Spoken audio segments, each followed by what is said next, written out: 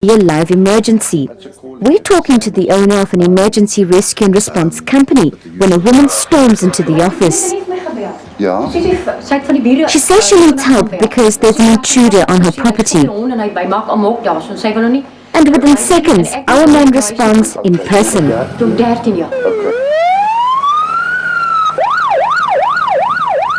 The house is just a few blocks away, but the suspect has already fled. It may seem like a normal response to an everyday incident, but this man is simply not your ordinary security guard. The whole community knows him simply as Dave, and he's made it his business to serve them. Mike 10, emergency message, over. Tobella, they urgently need an ambulance at Marensky School. Dave runs a crisis control center for the area and mans it single-handedly, virtually 24 hours a day. Mike 10 out. We're in Zanin, a bustling town in the Limpopo province, 500 kilometers out of Johannesburg. And like any other town in South Africa, crime is also a major problem here. But criminals would be well advised to stay clear with this man around. His eyes and ears are just about everywhere. Here he's mounting a high-profile presence for cash deliveries to the banks in the town. But it's not the money he's worried about. Tragically, in a bank robbery, there's always innocent bystanders, and those are members of my community that will get hurt.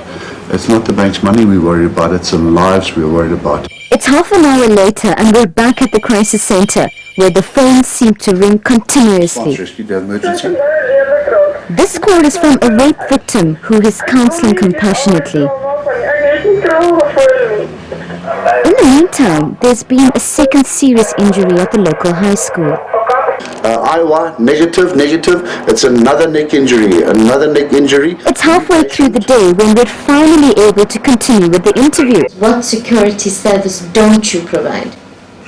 Well, security and safety. Well, we try and help everybody wherever we can, and we do get some strange requests. As you see, there's a snake stick over there, and we have to remove snakes sometimes from people's houses. Dave earns a living by supplying an armed response service to 200 paying clients in town. All their personal information is fed into a computer system that's activated the moment they make a distress call. The calls are automatically recorded, and maps and aerial photographs of the appropriate areas are displayed on screen. But almost every cent he earns is plowed back into the crisis center and its high-tech rescue equipment. Surprisingly, this service is completely free of charge. The center has a fully equipped medical examination room where victims of crime get treated and counseled. The cupboards are fully stocked with antiretrovirals. Those with nowhere to stay are accommodated in a nearby safe house. I've even had, for example, people from the rural areas who've been accused of witchcraft and their houses or their huts have been burned down. In the old days, they used to sleep in the police cells, and just as a place of safety. But why do you do this? Why do you provide the service? It makes life worthwhile and worth living. Every day that I can help somebody, can make a positive contribution to the community, I know that I've had a good day and I've served my Lord. But for Dave, life wasn't always that straightforward. He's come a long way since making the news for all the wrong reasons. It started almost 30 years ago.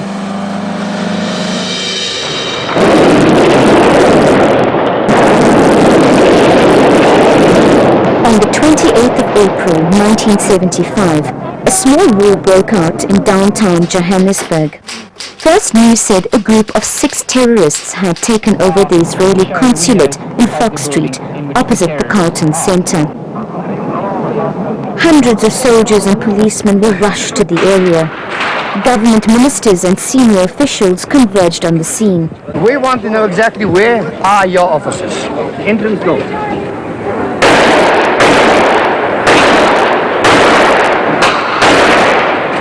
The siege continued through the night, and only the next morning did police realize that just one gunman was behind it all.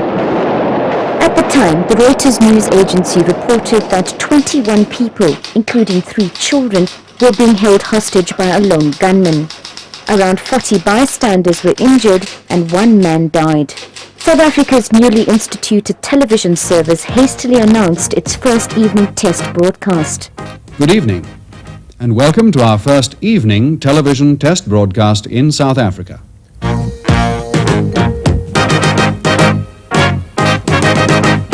At lunchtime on Monday, April the 28th, a security guard at the Israeli consulate in Johannesburg, David Protter, occupied the... From then on, Dave Protter would be known as the terrorist who caused the Fox Street siege. He pleaded guilty to all charges, including murder, and was sentenced to 59 years in prison.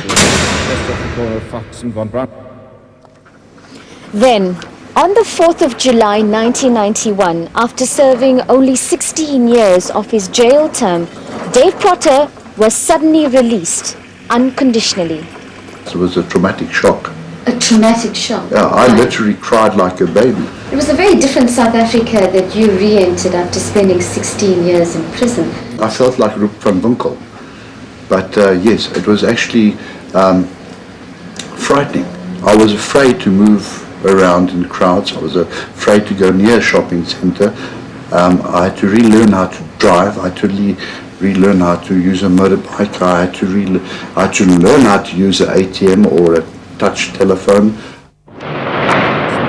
Streets. He first raked the streets with gunfire, wounding many pedestrians. He did this flitting from window... But Dave says the truth about Fox Street was never completely revealed. Although he was branded a trigger-happy psychopath, he maintains, as he did then, that in fact he was acting on the orders of an Israeli general.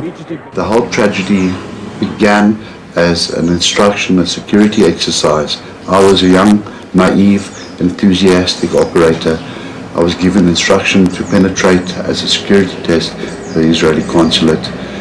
Things went wrong when one of the officers threatened me with a firearm, and I acted wrongly but instinctively, and I killed him.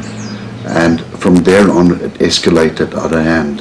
The only reason I surrendered was when the late General Hendrik van den Berg came there. He defused the whole situation. However, once he'd surrendered, Dave says he was expected to make the ultimate sacrifice. It was originally said to me that I must try and commit suicide by the Israelis, and that is why I tried about 5 or 6 times. Did all of that come out in court? I didn't want to be defended.